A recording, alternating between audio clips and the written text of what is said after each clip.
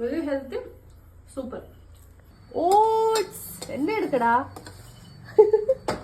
അപ്പൊ നമ്മുടെ ഇന്നത്തെ ഡിന്നർ വന്നിട്ട് ലൈക്ക് ഓട്സ് വെച്ചിട്ടുള്ളൊരു റെസിപ്പിയാണ്.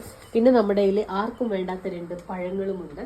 അപ്പൊ ഇത് നമ്മളെങ്ങനെ ബ്ലാക്ക് പഴം. അപ്പോൾ ആദ്യമാണ് ഇന്നത്തെ videographer, my little young brother. അപ്പൊ നമുക്ക് ഇന്നത്തെ ഇതുണ്ടാക്കാം. കുറച്ച് വെള്ളമൊക്കെ വയ്ക്കാം. നല്ല തിക്കാണ് സംഭവം.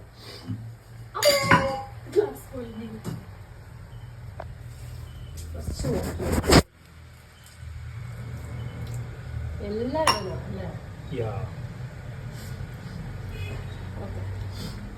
അപ്പൊ ഏകദേശം നമ്മുടെ ഓട്സ് ഇങ്ങനെ ഈ ഒരു ടെക്സ്ചറിലായ, എനിക്കറിയാം എല്ലാവർക്കും ഓട്സ് ഉണ്ടാക്കുന്ന റെഡിയാണ്. ഇനി അടുത്ത് നമ്മുടെ ഡിഷിലേക്ക് നമുക്ക് പോവാം.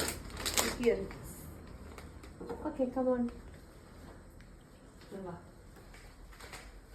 അപ്പോൾ ഞാൻ കുറച്ച് ഓട്സ് ആണ് ഇതിലേക്ക് ഇടുന്നത്. എനിക്ക് ആക്ച്വലി ഭയങ്കര കോൾഡ് ആയതുകൊണ്ട് നമുക്ക് കുറച്ചേ വേണ്ടുള്ളൂ. ജസ്റ്റ് നമ്മൾക്ക് ഇതിൻ്റെ ടേസ്റ്റ് നോക്കാം.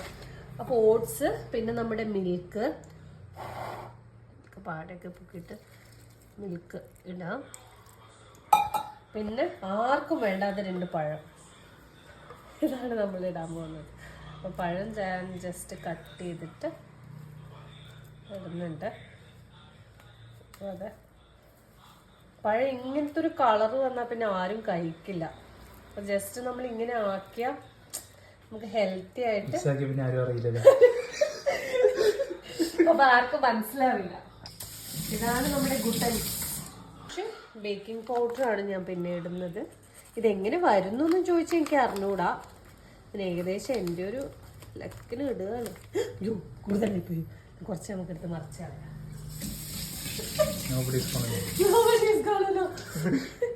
ഓക്കെ, ഇതിൽ ഞാൻ ഷുഗർ ആഡ് ചെയ്യുന്നില്ല. ബിക്കോസ് ഓൾറെഡി ഇതിൽ അൾട്ടിമേറ്റ് ഷുഗർ ഉണ്ട്. നമുക്കിത് അരച്ചെടുക്കാം. വേറെ മിക്സി ഒന്നും ഇല്ലാത്തതുകൊണ്ട് നമ്മൾ കറി ഉണ്ടാക്കുന്ന അരച്ചെടുക്കാൻ പോവാണ്. എന്തൊരു സോഡ.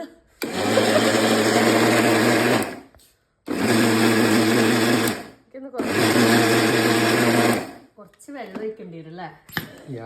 ഓക്കെ, അപ്പൊ ഇതാണ് നമ്മുടെ ടെക്സ്ചർ വന്നിരിക്കുന്നത്. ഇത് എനിക്ക് പനീർ ബട്ടർ മസാലേൻ്റെ ഓർമ്മയായിരുന്നു.